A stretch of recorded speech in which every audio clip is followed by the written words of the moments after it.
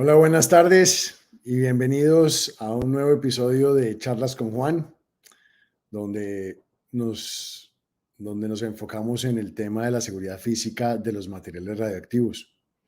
Hoy vamos a hablar de un tema que estábamos esperando hablar hace mucho tiempo y es de la implementación de la seguridad física en Chile. Y para ello no hay nadie mejor para hablar que este tema de nuestro invitado de hoy. Hoy tenemos con nosotros al jefe de la División de Seguridad Nuclear y Radiológica de la Comisión Chilena de Energía Nuclear, Ciro Cárdenas Eizaguirre. Ciro, bienvenido a Charlas con Juan. Hola, muy buenas tardes, Juan. Bueno, primero que todo, muchas gracias por la invitación. Eh, Me siento muy honrado y bueno, estamos a disposición para poder transmitir un poco la experiencia de Chile en cuanto a seguridad física y asociados. Gracias, Ciro. Es muy emocionante tenerte acá porque no habíamos tocado el tema de Chile en las charlas y la verdad teníamos muchos oyentes y visitantes a nuestras páginas y gente que ve nuestro programa había expresado curiosidad sobre esto. Entonces, gracias por tomarte el tiempo de estar con nosotros. Empecemos, sin embargo, hablando un poquito de ti. Cuéntale a nuestra audiencia quién es Ciro, dónde naciste, dónde estudiaste, cómo llegaste a donde estás. Bien, bueno, bueno, yo soy originario de Punta Arenas, que es la Ujú. ciudad, una de las ciudades más australes del mundo, digamos, está en la Sí, Patagonia chilena. sí. Yo estudié allá, estudié en la Universidad de Magallanes, Ingeniería Civil Mecánica. Ujú. Posteriormente, ya titulado, vine a trabajar a Santiago, en algunas empresas de ingeniería y luego terminé trabajando como inspector en la Comisión Chilena de Energía Nuclear. ¿Cómo llegaste ahí?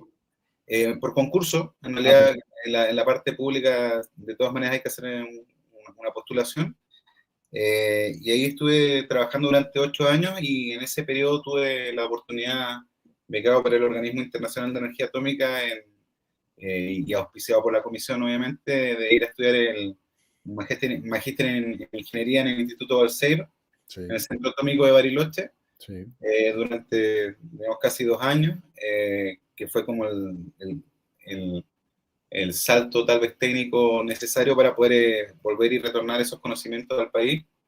Ahí tuvimos la oportunidad de ir con dos colegas, uno, Cristian Sepúlveda de la comisión, todavía trabaja ahí también, Correcto. y Clarence Cortés, que estudió física médica, y de ahí retorné a la comisión. Ahí estuve un par de años, ya trabajando directamente en la parte nuclear y radiológica también como inspector evaluador, y después me retiré de la comisión, me fui a la parte privada y trabajé como director general de una empresa privada durante alrededor de 4 o 5 años. También asociado al ámbito radiológico, seguridad, security. Sí. Eh, eh, Creo que con un muy interesante paso, también ahí puede desarrollar como todas las competencias en las 3 categorías que tenemos en Chile de clasificación de instalaciones radioactivas, porque anteriormente había estado asociado a primera categoría. Y durante mi paso en la parte privada me fui a especializar al CIEMAT en España, a, a obtener la certificación como experto en protección radiológica, Sí. estando aún en la parte privada. Luego de mi paso por España, retorno a Chile y se abre el concurso, en Chile se llama Alta Dirección Pública, donde se postula, digamos, al cargo de jefe de la División de Seguridad Nuclear y Radiológica y bueno, afortunadamente, esto ya hace más de 2 años y medio, gané el concurso y pude retornar a la comisión, ahora ya a cargo de la división en la cual yo trabajaba anteriormente. Pero Y siempre, ¿a ti siempre te interesó el tema nuclear desde muchachos, desde joven o siempre que te gustaba? sí, bueno, la verdad, el ámbito nuclear tiene un componente, digamos, científico muy interesante, también muy de ingeniería. Yo diría que en realidad yo de base, o mi rol técnico, yo soy calculista, es mi área de expertise. Sin embargo, hoy día el desafío como a cargo de la división ha tenido un rol también de gestión muy importante, que es distinto a lo que venía haciendo. Era un técnico duro, digamos, y ahora Sí. estoy muy enfocado en la optimización de los procesos y en el desafío que tiene el gobierno de Chile, que es el Estado y el gobierno de Chile, de modernizar el Estado. Por ende, todo lo que está asociado al manejo de la fiscalización, evaluación, normado de primera categoría en Chile, ha tenido que tener un cambio rotundo, muy importante respecto a los tiempos, la optimización y estandarización de procesos y la especialización de todo el grupo técnico que dirijo y que se ve enfrentado a distintos desafíos.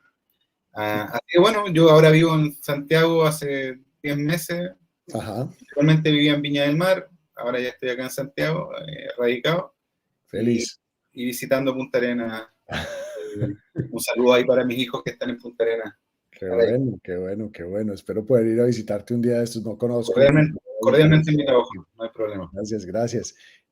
Aprovechando que te tenemos acá, Ciro, cuéntanos un poquito, para empezar, del desarrollo de la tecnología asociada a materiales radiactivos en Chile. Y sé que estabas hablando ahora, antes de empezar, de las nuevas tecnologías llegando, pero cuéntanos un poquito de ese desarrollo y estas nuevas cosas que están hoy en día sucediendo. Sí, bueno, en Chile en realidad, y creo que en la región había un desarrollo, una evolución y también un cambio de tecnología bien radical respecto al uso de material radioactivo. Por un lado, quisiera comentar que hay un componente radiológico, pero también un componente social. Chile favorece mucho nuevas tecnologías respecto a su economía, a su desarrollo económico. Entonces, por un lado, tenemos una historia en el país de aplicaciones nucleares y radiológicas, digamos, asociadas a manipulación de fuentes radioactivas, por ejemplo, gammagrafía industrial, es un caso particular. También irradiación de materiales, con fuentes, digamos, con un curitaje muy alto, que también tuvo un desafío respecto a transporte, a security. Hoy día hablamos mucho de security, pero en su momento estaba todo como un solo pack, digamos. Sí. Lo cual generó todo este desarrollo de reglamentos de transporte, empezar a hablar del tema. Sin embargo, hoy día se ha ido reemplazando igual estas tecnologías generalmente por generadores de radiación ionizante. El caso más particular es radiografía digital. Radiografía digital vino, por ejemplo, a reemplazar en alguna medida el resultado de gammagrafía industrial, pero él tuvo que transitar esta técnica más de 10 años hasta poder competir directamente respecto al resultado que obtenía gammagrafía. Claro. Pero eso fue un desafío, sin ir más lejos, por ejemplo, en los generadores de radiación ionizante tipo radiografía portátil pulsada. Estos gases son muy difíciles de medir. Los detectores que se utilizaban, los Geiger-Miller o detectores gaseosos para gammagrafía, no necesariamente tenían aplicación de una buena manera, con un buen desarrollo o desempeño en equipos de radiografía digital. Sí. Hubo que hacer todo un análisis respecto a esto. Y también la formación de los operadores, también un desafío importante. Asimismo ocurrió con lo que sería irradiación de materiales. Hoy en día Chile está mutando, o por lo menos está evolucionando con el apoyo de organismos también de otros países, a tratar de tender a que la irradiación de materiales pase de tener plantas de irradiación o irradiadores fijos a generadores de radiación que busquen lograr satisfacer el requerimiento original, pero hay un tránsito ahí, no es directo, no es una tecnología a la otra, y eso también trae un desafío en lo que es regulación, Claro. trae un desafío en lo que es fiscalización, y también los análisis de seguridad que uno realiza respecto a las prácticas, considerando también que hoy en día tenemos que trabajar, según la recomendación del organismo internacional, también con un enfoque graduado. Por ende, no necesariamente los mismos, buscando el alto estándar, los requisitos no necesariamente son los mismos para una tecnología y la otra. Y además, por ejemplo, en la parte médica, un caso ya histórico, ¿no? Esto ya se está, ya es parte del mundo tecnológico avanzado. Los equipos de cobaltoterapia, por ejemplo, hoy día ya pasan a ser equipos que están descontinuados, a menos que se trasladen a lo que sería metrología, y llegan nuevas tecnologías, CyberKnife, Tomotherapy, o equipos de radioterapia con distintas técnicas. Entonces, eso también fue un desafío muy importante, pero también trajo un problema por ejemplo, de la repatriación de los cabezales de cobalto. Es un desafío de transporte brutal. Lo hemos visto, sí, en todas las regiones, así, es un un- desafío fuertísimo. es tremendo. Entonces ha sido una evolución que es un desafío permanente y por eso es tan importante tratar de estar a la altura del desafío tecnológico, considerando que Chile en particular es un país que no solo en el área radiológico nuclear, sino que, por ejemplo, en minería, en industria, en distintas Claro, áreas del quehacer, tiende a tener de una manera más temprana nuevos equipos y nuevas tecnologías. claro, para ustedes tienen que estar al punto de la tecnología todo el tiempo, ¿no? Sí, correcto. Hoy día, de hecho, sin ir más lejos, se está evaluando, se está analizando lo que sería la protonterapia en Chile. Ajá, Y el solo hecho de evaluar el diseño y las condiciones de seguridad de estas tecnologías consideran un plan formativo para toda la división o para todos los analistas de seguridad. Un ejemplo de bien acuerdo, concreto. de acuerdo, de acuerdo. Cuéntanos un poquito del tema de categorización. En Chile, la categoría 1, tal y cual, pues como está establecido en la clasificación, ¿qué tipo de fuente es? ¿Es una categorización igual a la categorización de la OIA? ¿Cómo funciona el tema de categorización? Sí. Bueno, yo diría que no, ¿eh? Diría a priori que no. Voy a explicar por qué a priori no. Yo creo que todas las clasificaciones a nivel mundial buscan dar un orden de magnitud partiendo del riesgo más alto al más bajo, independiente del Ujú. número que se asigne. Sí, Pero el organismo muy concreto respecto a la categorización se basa en una actividad de la fuente, una actividad de referencia, una relación, y eso da origen a la categoría de las fuentes. En definitiva, está muy basado en las propiedades físicas, digamos, del material radioactivo. de acuerdo. Eso es IAEA, que me parece muy bien. Sin embargo, en Chile, estamos hablando de un marco normativo que tiene más de 30 años, más de 30, 40 años. La categorización, nosotros tenemos tres categorías. Okay. Y la categoría por sí mismo no necesariamente representa el riesgo, el mayor riesgo a menor riesgo. Es el espíritu original, sin embargo, voy a poner un ejemplo. En primera categoría tenemos tanto área industrial como médica y otras aplicaciones. Por ejemplo, tenemos teleterapia y Sí, gammagrafía industrial, en primera sí, categoría. sí. O sea, no sigue una lógica de área de utilización. Asimismo, segunda categoría y tercera categoría puede tener material radioactivo como patrones de referencia, pero también tiene aplicación industrial, que son fuentes selladas de uso industrial, por ejemplo, para sondaje de Ok, pozos petrolíferos. sí. Entonces, en esta lógica uno debería pensar que primera categoría es lo más riesgoso, pero hay casos que lo contradicen. Por ejemplo, fuentes selladas de uso industrial sería una fuente de americio 241 berilio Sí, que se utiliza para sondaje, que puede llegar a tener 15 curie, que sí. se manipula a un metro con una pértiga rígida, Ujú. que siendo neutrones, digamos, tiene un riesgo radiobiológico muy alto. Podría ser mucho más riesgoso tal vez que una práctica de primera categoría, pero tiene esta tendencia. En primera categoría también tenemos los laboratorios de alta radiotoxicidad, lo que involucra medicina nuclear, que manipula, por ejemplo, yodo 231. Pero también medicina nuclear, laboratorios de baja radiotoxicidad están en segunda categoría, es el mismo servicio, pero que usa tecnesio 99 metastable. Entonces, Sí, tiene sus temas, digamos, de hecho es un tema como que siempre hay que estar aclarando. Y sí. también hay algo muy importante, en Chile hay dos entes reguladores. Ok. La Comisión Chilena de Energía Nuclear se encarga de ver lo que es primera categoría, y segunda y tercera categoría lo ve el Ministerio de Salud. Por Ah, ok. ende, ellos tienen la potestad de usar los criterios que estimen convenientes. Tenemos muy buena relación, obviamente, entre los órganos reguladores. Pero la comisión se encarga de lo que es primera categoría y tenemos presencia en Santiago, pero fiscalización en todo Chile. Nosotros tenemos dos centros nucleares, la Reina de los Aguirre, una sede central, y nuestros inspectores se mueven a lo largo del país para revisar todas las prácticas. Eh, a diferencia del Ministerio de Salud, que tiene presencia con oficinas regionales que se llaman seremías. Entonces, tiene una distribución distinta, inspectores en todas las regiones, y Sí. la comisión físicamente está establecida en lo que sería Santiago, moviéndose a regiones. Pero entendiendo estas diferencias, Ciro, ¿Han habido discusiones entre ustedes sobre la posible armonización con la OIA Sí, o no? es muy interesante la pregunta porque en definitiva la tendencia actual, o por lo menos en cuanto al marco normativo, es no inventar la rueda. Yo creo que Claro. un ejemplo muy concreto de eso es el reglamento de transporte que tenemos nosotros, número 12. No, no pueden haber reglamentos tan distintos, más si hay flujo de material radioactivo entre países. Y eso funciona muy bien porque está armonizado, digamos.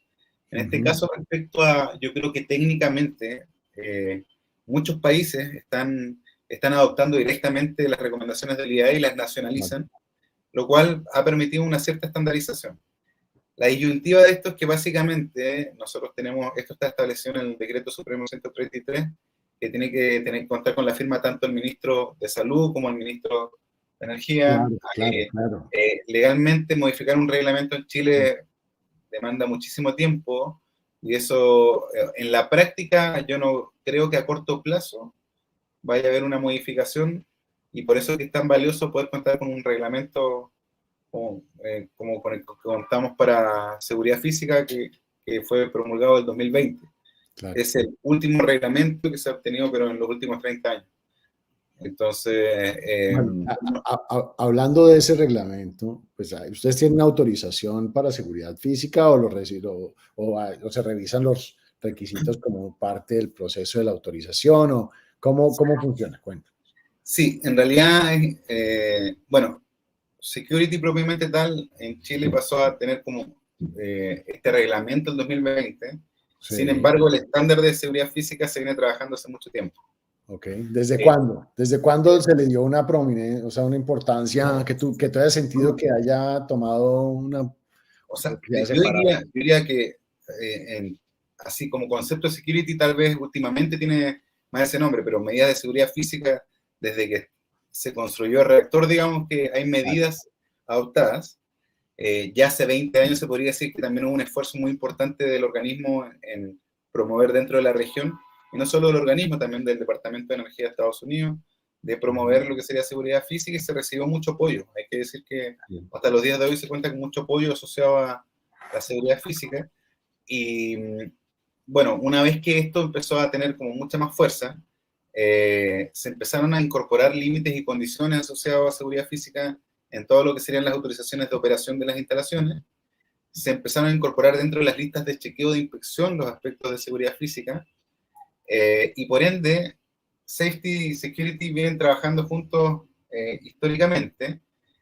Y hoy día, si bien hay un reglamento aparte, nosotros no tenemos disociado las autorizaciones de seguridad física, forma parte de uno de los elementos que se fiscalizan por la comisión y hay requisitos como el plan de protección física que está establecido en el reglamento, hay requisitos que nos tienen que hacer llegar, pero dentro del mismo marco de la autorización. Pero No son- no tienes, por ejemplo, inspecciones separadas para seguridad física o las hacen conjuntas. Nosotros tenemos un plan de inspección programado que es totalmente no anunciado, nosotros no anunciamos ninguna Sí, inspección. Eh, Tenemos inspecciones específicas para transporte también, sí, y también tenemos algunas inspecciones que van enfocadas solo a security, ok, pero la mayoría de las inspecciones involucran todos los elementos dentro del mismo marco. ok. ¿Ya? Tal vez el cambio conceptual más importante que se aplicó, creo que con muy buenos resultados, fue pasar de inspecciones anunciadas a, a Ah, inspecciones sin anuncio, y sí, eso tuvo un impacto realmente relevante, inclusive para estos elementos de seguridad física, donde dependiendo de la zona donde está localizada la instalación, pasa a ser un elemento súper importante frente a problemas de seguridad que también en el país estamos viendo. ¿Y cómo ves estas interrelaciones o interfaces entre safety y security? Bueno, Eh, sí, la verdad a nosotros nos ha funcionado muy bien, pero también tenemos una cierta base. Nosotros tenemos personal dentro de la división con más de 10 años eh, especializándose específicamente en security, que son claro, referentes técnicos. Eh, Sin ir más lejos, Isabel Casa, Fernando Vega son dos personas referentes dentro de la división, las cuales dan soporte en aspectos muy específicos, pero todos los analistas de seguridad o inspectores cuentan con formación en el área y además que nosotros tenemos la estandarización de los requerimientos. En realidad, el decreto, en este caso 82, da origen a no conformidades estándar que están publicadas. Cualquier usuario puede entrar al portal del regulador, se accede por la página de SECHEN, y él sabe lo que le vamos a fiscalizar. Claro. Entonces, eso fue un elemento muy importante. Si las reglas del juego están muy enmarcadas, el usuario va a tender a querer cumplir los requerimientos. Ahora, claramente, son temas que se abordan con una mirada distinta, tienen un fundamento teórico tal vez distinto, pero se aplican en la misma instalación. Entonces, en definitiva, si bien podemos hacer inspecciones específicas, la tónica es que nosotros dentro de nuestra misma lista de chequeo tenemos un área de safety, otra de security, y también voy a poner un tema aparte que es evaluación de operadores, que también podríamos pensar que está entremezclado, pero nosotros también damos mucho foco a la evaluación del desempeño de los operadores en la instalación. ¿Qué tipo de, si tienes algún ejemplo, no, qué tipo de capacitación tienen los inspectores, los fiscalizadores Sí, que, claro. en el tema de seguridad física? ¿Cuál es ese programa de capacitación Sí, en esa área nosotros específica? tenemos, bueno, primero para dar un poco de contexto, la división somos 18 personas, Sí. de las cuales 16 son analistas de seguridad, o sea, una abogada, una administrativa y 16 analistas, son equipos Sí. muy tecnificados. Todos ellos cuentan o con el posgrado de Argentina de especialización en seguridad radiológica y nuclear, Sí. o con especialización en España. O sea, en realidad no hay ninguna persona sin un posgrado provisto por el Estado. Nosotros, el Estado nos fomenta y es casi un requisito, podríamos decir. Sí. Eso es de base, es de ahí para arriba. Posterior a ello hay dos fuentes, yo diría que serían, en cuanto a security específicamente, que son de formación. Uno es el Organismo Internacional de Energía Atómica. Ujú.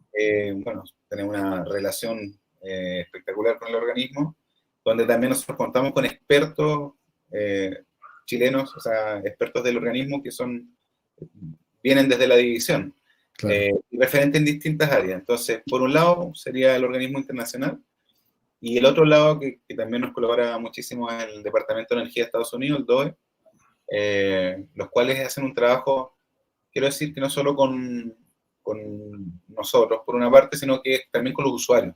Hoy en día ha evolucionado el concepto de formación, capacitación. Hubo unas décadas, diría yo, en que los mayores esfuerzos estaban en la formación de los órganos reguladores. Era necesario, hubo como un esfuerzo muy grande de distintos organismos para dar competencias, herramientas, donación de detectores, Claro. asesoría. Hoy en Sí. día ya la tendencia actual, lo más moderno, establece que hay que llegar ya a usuarios y organismos destinatarios finales y ya pasar a una etapa más avanzada. Yo diría que en la división todo el personal ha tenido formación también interna. Nosotros tenemos un plan de formación interno donde tenemos que ir avanzando no solo en security, sino que en distintas áreas de detección. Y, Safety. y la segunda parte de mi pregunta era si esas formaciones, si había un requisito para los usuarios también en la capacitación de seguridad física. Tú dices que esa es la tendencia hacia allá va. ¿Existen Sí. unos requisitos específicos de capacitación para los usuarios? Sí, bueno, acá en realidad esto obedece también a algo que nosotros implementamos, lo que se llama el modelo de inspección activa. Sí. Tengo que dar un poco de contexto porque el modelo de inspección activa considera hacer un trabajo con el usuario. De hecho, si te das cuenta, no le digo explotador, que era el término antiguo. Suena Sí. muy mal. Es el usuario. El modelo de inspección activa considera que para lograr un alto estándar, pongamos arriba el alto estándar de seguridad radiológica y nuclear, en nuestro caso, el órgano regulador tiene una parte de responsabilidad, otra tiene el usuario. Pero Sí. además ellos tienen que estar comunicados. O sea, la Claro. información tiene que fluir entre ambos. Y si Claro. estamos comunicados, las reglas, y esto está todo dentro de un marco legal, el estándar sube. Pero por sí mismo, si nosotros pensamos, si tú puedes tener un órgano regulador muy poderoso, pero un usuario no formado, no entrenado, no vas a subir el estándar y viceversa. Por Claro. ende, dentro de todo este concepto, nosotros tenemos una vinculación con los usuarios distintos, en el cual nosotros nos relacionamos, sin ir más lejos, tratamos de salir del esquema, yo te fiscalizo y te paso una multa o una no conformidad. No, nosotros tratamos de llegar antes. y eso involucra que tengamos mucha interacción con los usuarios, muchas reuniones aclaratorias. Es Sí, un canal abierto, o sea, nosotros tenemos, bueno, yo creo que la pandemia nos dejó unas herramientas muy poderosas, videollamadas, y también tenemos salas acondicionadas para recibir a los usuarios, y por eso parte desde la toma de pruebas de los operadores y de los oficiales de protección radiológica. Las pruebas fabuloso. se toman en nuestra división, lo recibimos en una sala, nos conocen, nos ven trabajando. Y dicho todo eso, nosotros tenemos interacción y vinculación con distintas instituciones. Respecto a security, para enmarcarlo en lo que es el tema de hoy día, hay instituciones, por ejemplo, el Servicio Agrícola Ganadero, que tiene irradiadores, que nosotros sabemos que tienen el equipo, trabajan con nosotros, estamos viendo el plan de protección física, por ende, cuando hay actividades, nosotros mismos invitamos como punto de contacto a todos los agentes más importantes, y Sí, es un win-win, digamos. O sea, claro, buenísimo. están entrenados, nosotros tratamos de poner las reglas claras, y se trata de dar cumplimiento a todo, y en realidad partamos de la base que esta es una recomendación OCDE, el modelo de inspección activa tiene mucho fundamento en modelos de fiscalización transversales, solo que ahora lo adaptamos a lo que sería la realidad chilena. ¿Qué, Eh, qué, qué, qué nos puedes contar sobre, hay sanciones, sobre el sistema de sanciones, sobre seguridad física?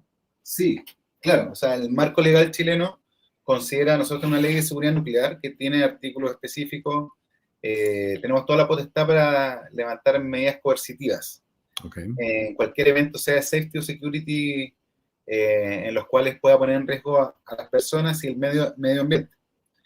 Eh, en la práctica, nosotros estamos en un espacio temporal hoy día en que, ya apoyados por este modelo que estamos planteando, a la fecha estamos implementando o aplicando el reglamento, y no ha sido necesario a la fecha por lo menos considerar esas herramientas coercitivas.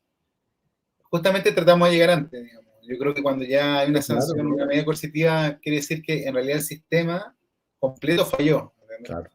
Por un lado, Bueno, el es un usuario buen pierde, punto. quiere decir que la regulación, la fiscalización eh, no estuvo a la altura tal vez, o por lo menos llegó un poco tarde, pero sí están todas las facultades, y también por eso yo diría que el enfoque o la apuesta que hacemos como brazo técnico regulador de la comisión es dar un enfoque muy alto en lo que son las inspecciones. Quiero decir que, por ejemplo, durante la pandemia no pararon las inspecciones presenciales, llegamos a tener más de 250 inspecciones en un año, que para tener la población que tenemos es muy alto, digamos. Sí, Y por eso el enfoque de entrenamiento a los inspectores e indicadores, tienen indicadores asociados, es estar con el usuario, visitar las instalaciones, usar todas las herramientas, obviamente, digitales que se puedan usar, pero el fundamento es poder tener vinculación con el usuario para llegar antes, ojalá, de algún evento eh, que puede sancionar la comisión, pero que en la práctica no ha sido la mejor estrategia anteriormente. sí, lo estamos llegando cerca al final de la entrevista, pero eh, no quería dejarte ir sin hacerte otro par de preguntas eh, para que nos cuentes un poquito de tu opinión sobre esto. La primera es, ¿cuál es tu percepción acerca de la amenaza?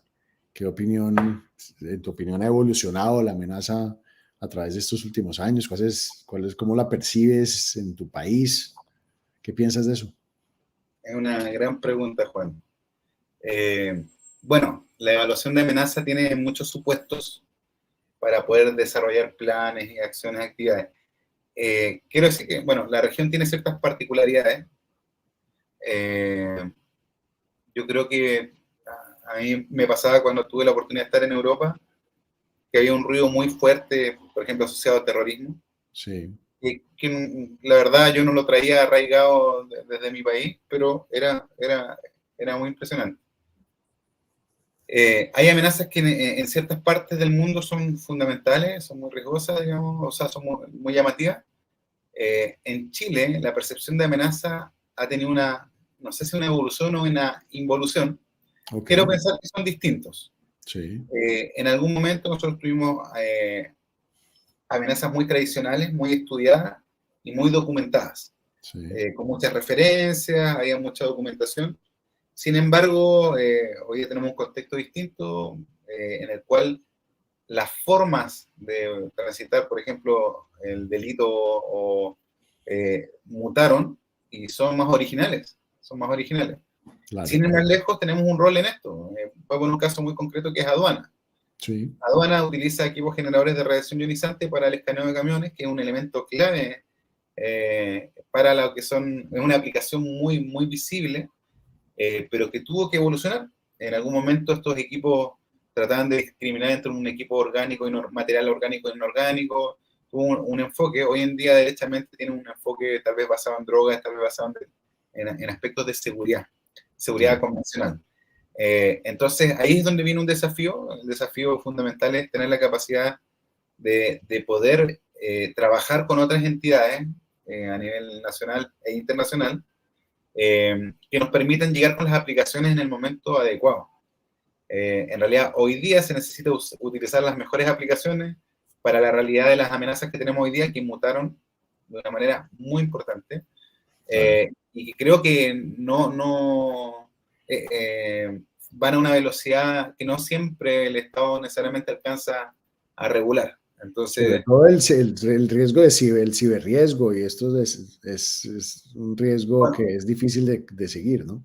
de hecho, acá en Chile nosotros trabajamos también, tenemos nuestro equipo, la ciberseguridad igual está alojada junto con otros elementos del Ministerio del Interior y de la parte informática, pero tenemos dos representantes. Uno estuvo acá Pablo Piña estuvo en una de las charlas contigo, y Fernando Vega. Ellos estamos trabajando muy duro en eso. Yo diría que esta amenaza, y también hay otras amenazas internas que de repente uno no evaluaba antes, no alcanzaba a evaluar, y que hoy Ahora en sí, día pasan a ser relevantes.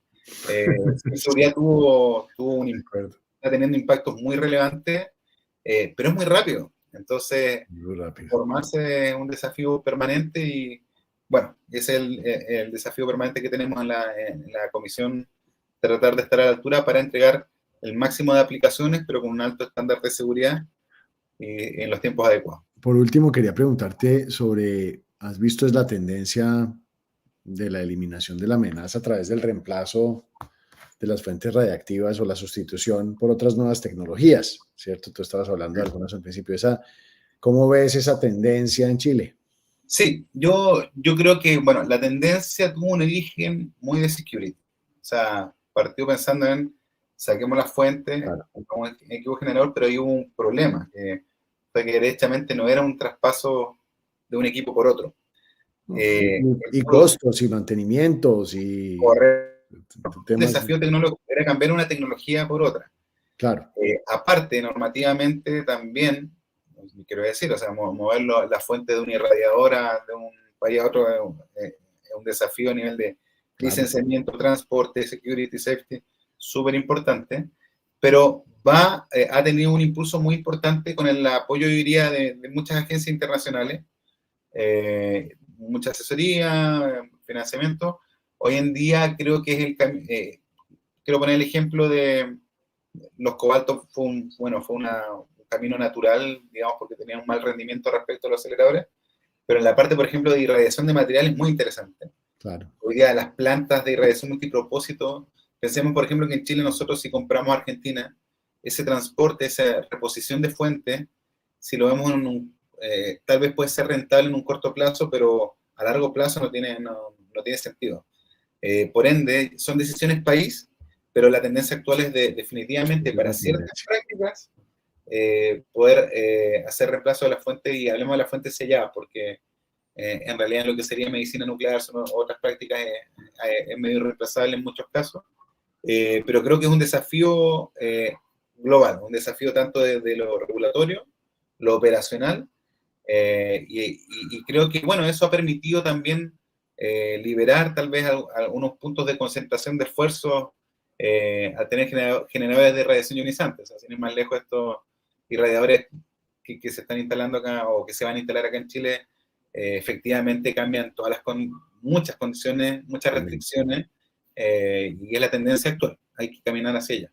Sí, de acuerdo. Pues, Ciro, gracias por educarnos en lo que Chile ha hecho, en lo que están haciendo, un poquito sobre cómo ha sido esta evolución de los materiales radioactivos en tu país y cómo ustedes han acompañado esta evolución en ese reto tan fuerte que describes. Gracias por darnos una pequeña luz en este corto tiempo y espero que podamos volver a charlar más adelante ya de temas más específicos que decidamos, donde decidamos profundizar.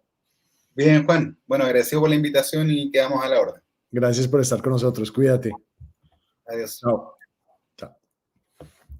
Bueno, gracias por estar con nosotros en este episodio hablando de la seguridad física en Chile. Los espero dentro de 2 semanas para seguir hablando de estos temas. Un abrazo.